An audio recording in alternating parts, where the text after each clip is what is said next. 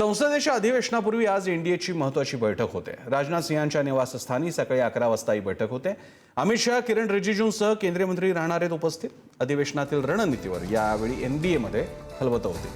विरोधकांना उत्तर देण्यासाठी मित्रपक्षांची समन्वयावर चर्चा होईल।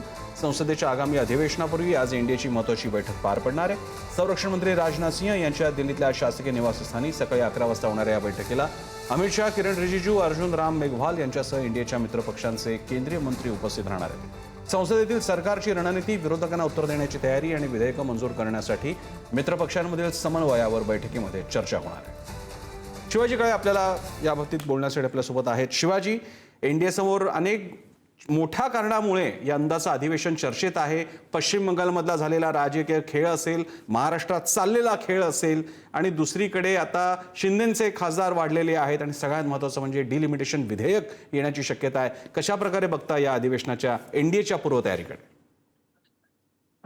त्या दृष्टिकोनातून हे अधिवेशन हे ऐतिहासिक असणार आहे, कारण देशातील दोन प्रादेशिक पक्ष हे फुटलेले आहेत आणि त्यांच्या फुटीला अद्यापपर्यंत लोकसभा अध्यक्षांनी मंजुरी दिलेली नाहीये। दुसरीकडे केंद्र सरकार सुरक्षित आहे हे जरी खरं असलं तर त्यांच्या समोर एक मोठं आव्हान आहे, ते म्हणजे डिलिमिटेशन विधेयकाचं। कारण आता हे जर विधेयक मंजूर झालं नाही तर ते हिवाळी अधिवेशनात जाईल, त्यानंतर डिलिमिटेशनची समिती नेमणं आणि नंतर मग लोकसभेची पुनर्रचना करणं, या सगळ्या गोष्टी खूप घाईच्या होतील। त्यामुळे आता नाही तर नंतर कधीच नाही असाही प्रश्न या निमित्ताने उपस्थित होतोय।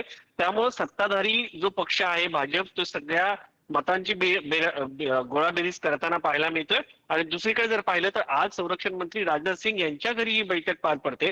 संरक्षण मंत्री राजनाथ सिंह हे तसे मवा आणि सर्व मित्र पक्षांशी आणि विरोधी पक्षांशी बोलून घेऊन पुढे जाणारे नेते म्हणून ओळखले जातात। अटलजींच्या काळातील नेते म्हणून ओळखले जातात। त्यामुळे त्यांच्या घरी ही बैठक होत आहे।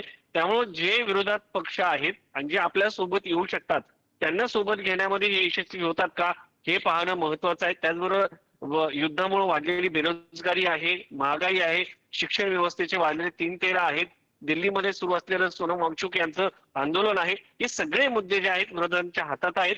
त्याचं ते सोनं करतात का हे पाहणं महत्वाचं आहे, कारण आतापर्यंतच्या अधिवेशनामध्ये विरोधक जितके यशस्वी होणं अपेक्षित होतं सरकारला घेरण्यामध्ये तितके यशस्वी होताना पाहायला मिळाले नाही। उलट जर मागचं डिलिमिटेशन विधेयक जरी पडलं असेल तरी जनतेमध्ये विरोधकांची छाप आतापर्यंत पाडण्यामध्ये विरोधक जे आहेत यशस्वी ठरलेले नाहीये। दुसरीकडे जर पाहिलं गेलं तर अमेरिका आणि भारताच्या मध्ये जो करार अपेक्षित आहे तो करार अद्यापर्यंत झालेला नाही। या सगळ्या दृष्टिकोनातून जर पाहिलं गेलं तर हे जे अधिवेशन आहे हे ऐतिहासिक असणार आहे। दोन पक्ष फुटल्यानंतर होणारे अधिवेशन, आणखी काही पक्ष फुटतात का आणि काही नवीन येतात का हे पाहणं देखील महत्वाचं असणार। धन्यवाद शिवाजी, तुम्ही दिलेल्या या सविस्तर विश्लेषणासाठी।